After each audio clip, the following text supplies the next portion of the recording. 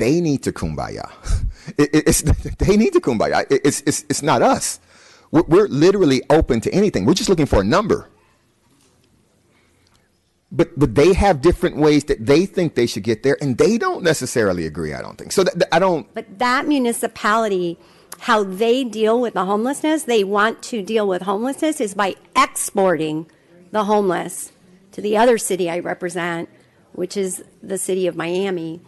And the city of Miami not only contributes with this food and beverage tax, they contribute with their property, right? We have many facilities, Camilla's House, Lotus House, that I go on the list, the jail, all of which could be generating property tax revenue and don't. And the other way recently, very new, the city of Miami Beach has now started to export these people not to services, but to our jail. They have already this year sent 172 people to jail for public camping. And that is a much more expensive way. So they're not contributing to the providing of homeless services through the food and beverage tax, right? Which would be how we would get them supportive services and temporary housing and shelter and getting into permanent supportive housing. Instead, they're shepherding people directly into jail, where the cost of that is 10 times the cost of a shelter bed. And again, they're not contributing extra for that. They are just overleasing our jails relative to other municipalities. So it's an imbalance, and I really am between a rock and a hard place because I represent these folks, but then they're affecting the other municipality that I represent financially and quality of life wise. In my family, and I'm sure in a lot of other families, there's this term that people say when people give you this sort of information. We say, you're pissing on my head and telling me that it's raining.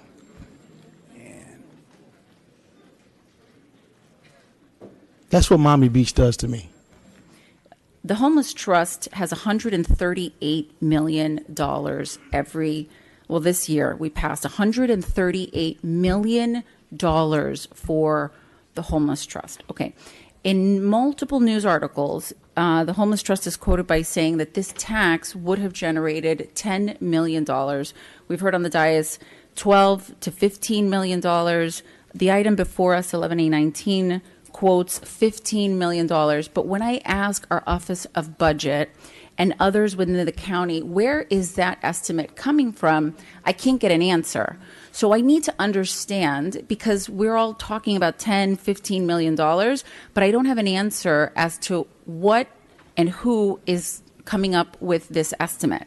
We don't know what that tax would be and what it would amount to if this thing would have passed. So we're relying on a lot of assumptions, assuming the voters of Miami Beach would have agreed to this, assuming that the annual value is between $10 and $15 million.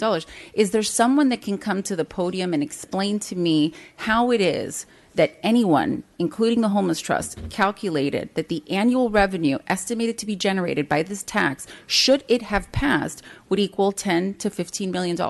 Because I have not been able to find that answer. Can anyone come to the podium and explain to me how you calculated that the estimate for this annual amount is $10 to $15 million? Mr.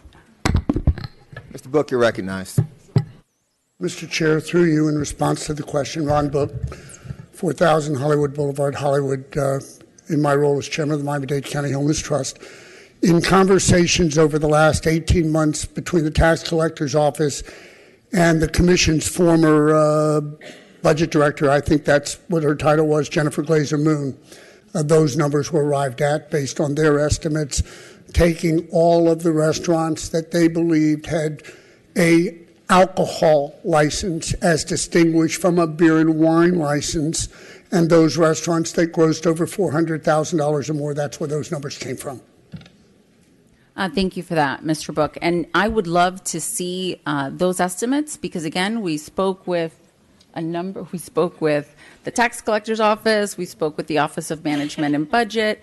We haven't been able to receive anything in writing that actually articulates that estimate is accurate. So I feel as though we are moving forward on a number of assumptions that causes great concern for me, where we don't have clarification from the voters. And if someone from the city of Miami Beach can approach and let me know whether or not there is an interest in bringing this ballot question back before the voters of Miami Beach, but framed in a way that the current sitting commission feels comfortable with, that would be helpful to me as well. And while I understand and I'm sympathetic to the argument that has been made that a prior deal was made, and you don't get North Beach CRA if you don't get this ballot question, and Commissioner Suarez, I'm happy to have you approach if you would like.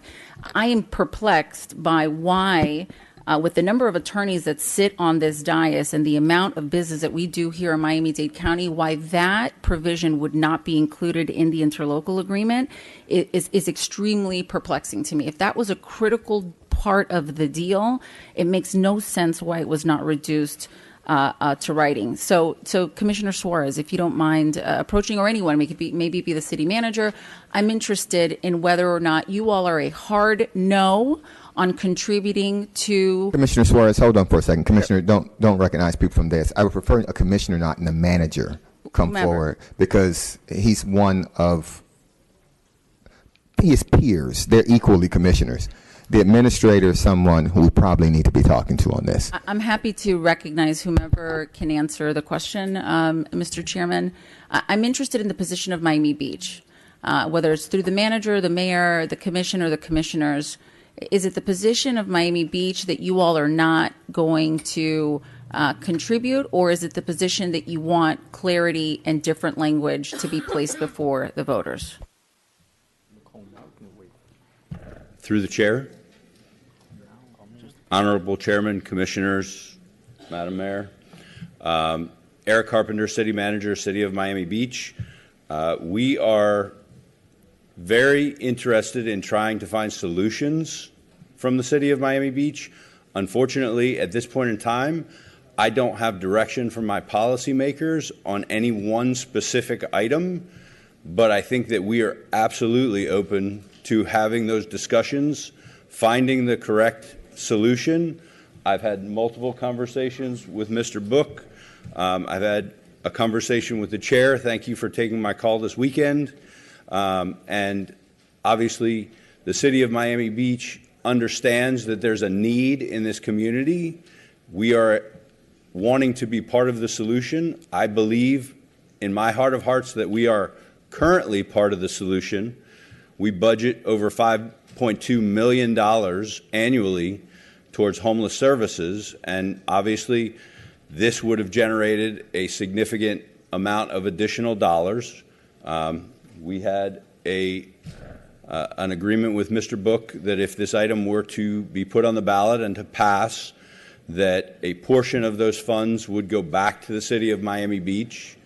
Obviously, we feel like if there's a delta there that we can contribute to help the betterment of the community, we're absolutely willing to have those conversations, and I would love to be part of that solution. Thank you for that explanation. You know, I don't feel comfortable moving forward with a solution as we sit here as a body today without confirmation of the numbers that this tax would potentially create and whether or not the voters of Miami Beach want this tax imposed upon themselves when that was the original terms of the deal. It wasn't that we were going to force the tax on you. It was that we would put it to the voters. The voters have not yet spoken on that and in that regard, and I don't feel comfortable in